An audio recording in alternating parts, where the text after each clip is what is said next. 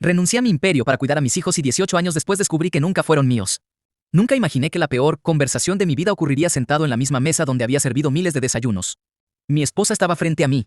Mis dos hijos, un chico y una chica de 18 años, permanecían sentados a su lado. Y yo, el hombre que había dedicado 2 décadas enteras a esa familia. Estaba a punto de descubrir que todo lo que creía saber era una mentira. Pero para entender cómo llegamos a ese momento, tengo que empezar desde el principio. Mi nombre es Daniel. Hace 20 años era el director ejecutivo de una empresa tecnológica que crecía a un ritmo impresionante. Había trabajado durante más de una década para llegar allí. Tenía un salario extraordinario, reconocimiento en el sector y un futuro que parecía asegurado. También tenía a Laura, la mujer de la que me enamoré perdidamente. Laura era inteligente, ambiciosa y hermosa. Nos conocimos cuando ambos trabajábamos en la misma empresa. Yo ocupaba un cargo directivo y ella destacaba en el departamento comercial. Durante años fuimos felices.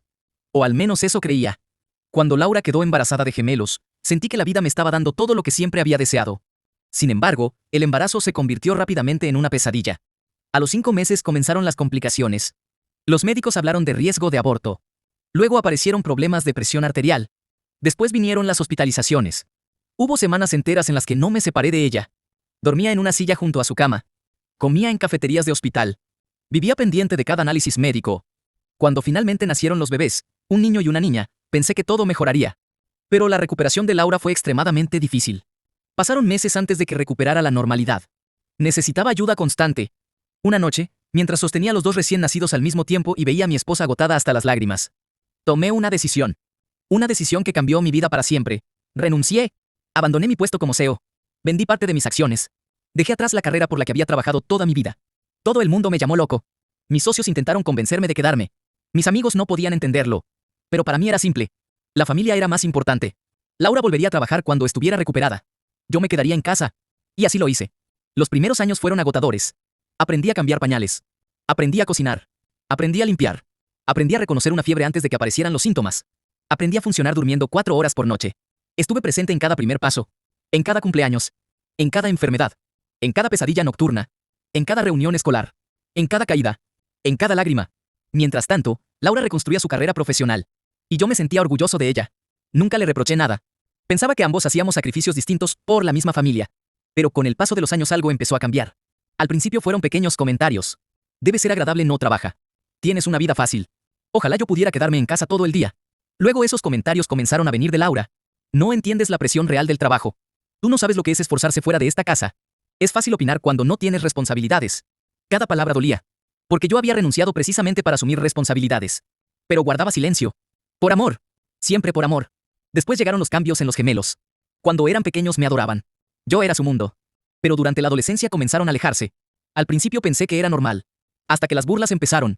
No vengas a recogernos. Nos da vergüenza. Los demás tienen padres exitosos. Tú solo estás en casa. Aquellas palabras me atravesaban el corazón. Aún así seguía preparándoles el desayuno cada mañana. Seguía ayudándolos con los estudios. Seguía acompañándolos cuando tenían problemas. Seguía siendo su padre. O al menos eso creía. Los años siguieron pasando. Y mientras más crecía la distancia con mi familia, más crecía la carrera de Laura. Finalmente consiguió un puesto directivo en otra empresa. Allí conoció a Ricardo, el director general. Un hombre carismático, poderoso y admirado por todos. Al principio escuchaba su nombre constantemente. Luego comenzaron las cenas de trabajo. Después los viajes. Más tarde las reuniones de fin de semana. Y finalmente las llamadas que terminaban en cuanto yo entraba en una habitación. Sabía lo que estaba pasando. Simplemente no quería aceptarlo. Hasta aquella noche. Laura se había quedado dormida dejando su teléfono sobre la mesa. No era una persona controladora. Nunca revisaba sus cosas. Pero algo dentro de mí me dijo que lo hiciera. Y encontré un mensaje. Solo uno. Un mensaje que destruyó mi mundo. No te preocupes. Muy pronto se lo diremos. Debajo aparecía la respuesta de Laura. Después de 18 años ya es hora de que conozca toda la verdad. Sentí que el corazón dejaba de latir. Aquellas palabras eran demasiado extrañas para referirse únicamente a una aventura. Había algo más. Algo mucho más grande. Durante semanas investigué en silencio. Revisé documentos antiguos. Fotografías. Correos electrónicos. Registros. Y cuanto más buscaba, más preguntas aparecían. Hasta que encontré algo que me dejó helado. Una fotografía tomada durante una fiesta de empresa, meses antes de que Laura quedara embarazada. En ella aparecía abrazada a un hombre llamado Martín. Un antiguo compañero de trabajo. Recordé vagamente aquel nombre. Martín había desaparecido de nuestras vidas poco después. Pero lo que realmente me impactó fue la forma en que se miraban. No parecía una amistad. Parecía algo más. Mucho más. Contraté discretamente a un investigador privado. Y 2 semanas después recibí un informe. Laura había mantenido una relación con Martín durante varios meses. Exactamente durante la época en la que quedaron concebidos los gemelos. Sentí que el suelo desaparecía bajo mis pies. Aún así me negaba a creerlo. Necesitaba pruebas. Necesitaba certezas. Por eso hice algo que jamás pensé hacer. Realicé una prueba de ADN. Sin que los chicos lo supieran. Esperé los resultados durante días que parecieron años. Y cuando llegaron, mi vida terminó. Probabilidad de paternidad, 0%. Con ambos. Ninguno era mi hijo biológico. Ninguno. Recuerdo haber leído el informe una y otra vez. Esperando que cambiara. Esperando encontrar un error. Pero no lo había. 18 años. 18 años entregando absolutamente todo para descubrir que había vivido una mentira. Sin embargo, lo peor todavía estaba por llegar. Decidí enfrentar a Laura. La cité en casa una noche. Los gemelos también estaban presentes. Pensé que ella negaría todo. Pensé que intentaría justificarse. Pensé que lloraría. Pero simplemente me miró. Y dijo, ya era hora. Aquella respuesta me dejó paralizado. Saqué los resultados del ADN. Los puse sobre la mesa. Nadie pareció sorprendido. Nadie. Mis hijos bajaron la mirada. Laura suspiró. Y entonces pronunció las palabras que destruyeron los últimos restos de mi corazón. Nunca fueron tuyos. El silencio que siguió fue insoportable. Miré a los chicos, esperando ver sorpresa. Confusión. Algo. Pero no vi nada de eso. Solo culpa. Entonces comprendí algo horrible. Ellos ya lo sabían.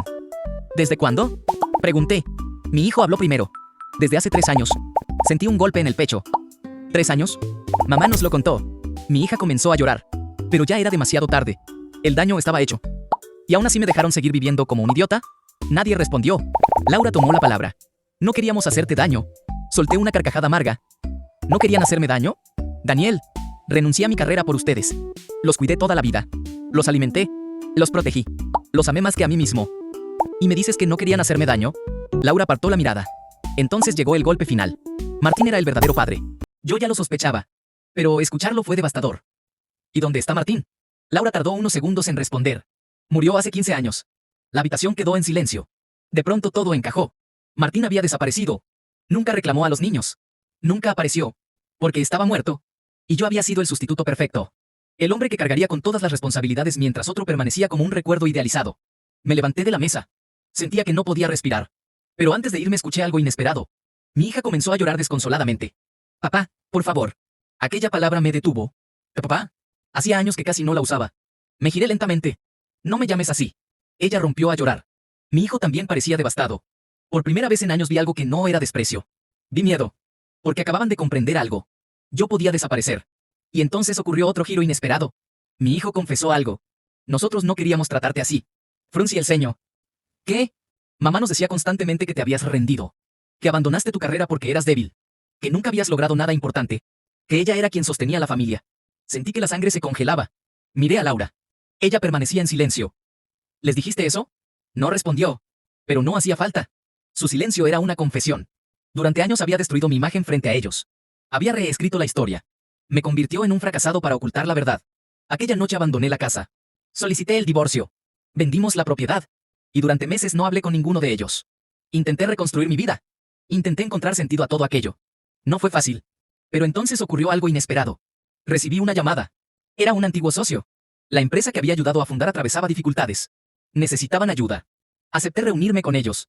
Lo que comenzó como una consultoría temporal terminó convirtiéndose en un regreso definitivo. Descubrí que seguía siendo bueno en lo que hacía. Muy bueno.